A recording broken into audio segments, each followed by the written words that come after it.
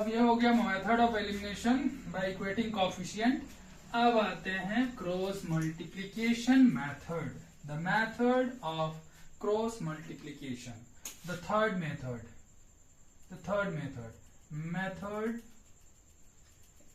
Of cross multiplication, method of cross multiplication. So here what you have to do, find out the coefficient and the constant, find out the coefficient and the constant.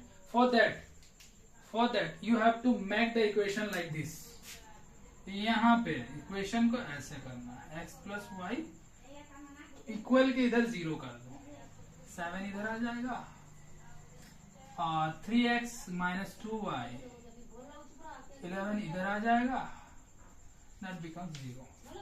Now what you have to find the coefficient for x and y in equation 1 and 2, equation 1 और 2 में coefficient निकालो और constant term. So coefficient, a is the coefficient of x, b is the coefficient of y, and c is the constant term in the equation. So there are two equations. For two equations, we have to find the equation coefficient of x in equation 1, in equation 2 coefficient of x.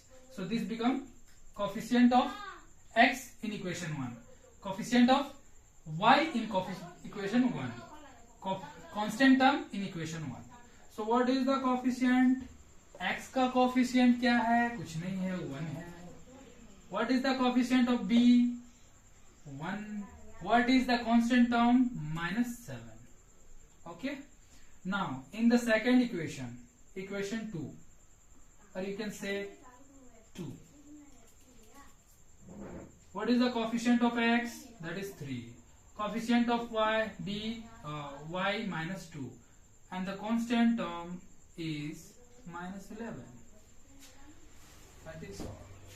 Now what you have to do, just make this process 1 by a1 a2 b1 b2.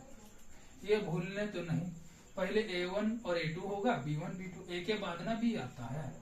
अब b के बाद क्या आएगा? x आएगा, 1 के बाद x, b के बाद क्या आएगा? b1 b2 के बाद c1 c2, फिर यहाँ लिख दो y, इक्वल का सिंबल देना है. c1 c2 के बाद क्या आएगा? फिर यही आ जाएगा वो a1 a1.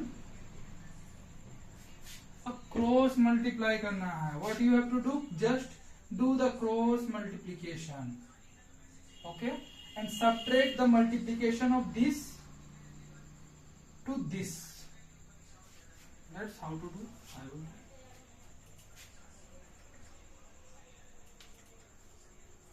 One by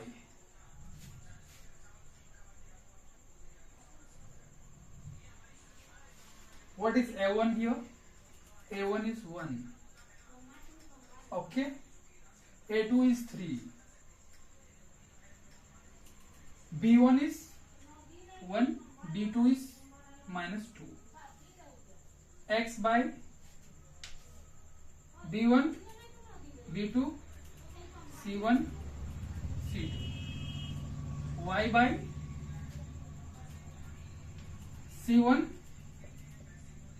C2 C2 no, -11. A1 1, A2 is 3. Now what you have to do? Just do cross multiplication. -2 into 1 is -2, okay, and subtract by the multiplication of these two.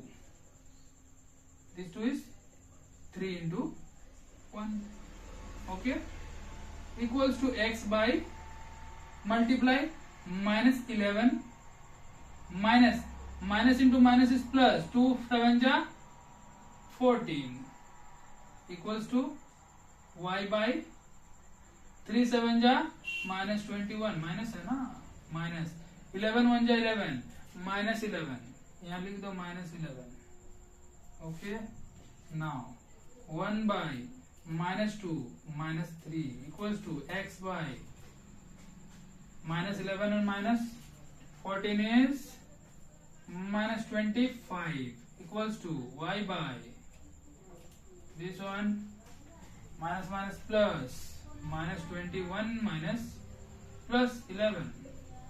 So this become 1 by -5 equals to x by -25 equals to y by -10.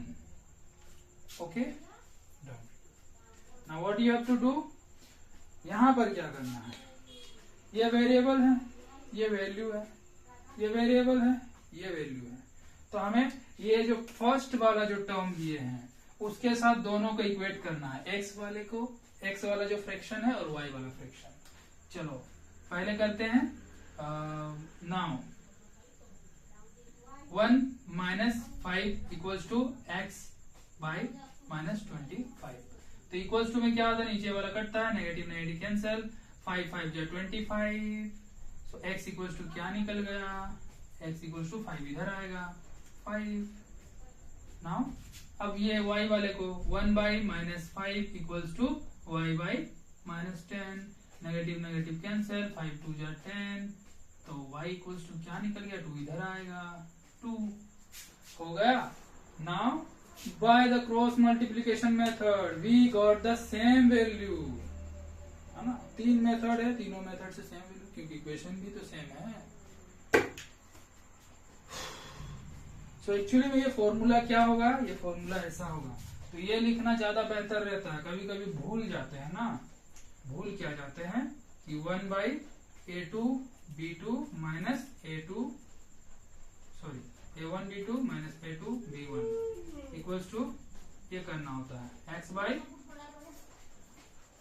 b1 c2 minus b2 c1 y by c1 a2 minus a1 c2, ये चीज यहाँ पे किए हैं।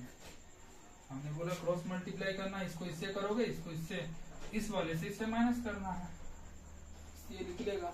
This is the method of cross multiplication. ये सारा चीज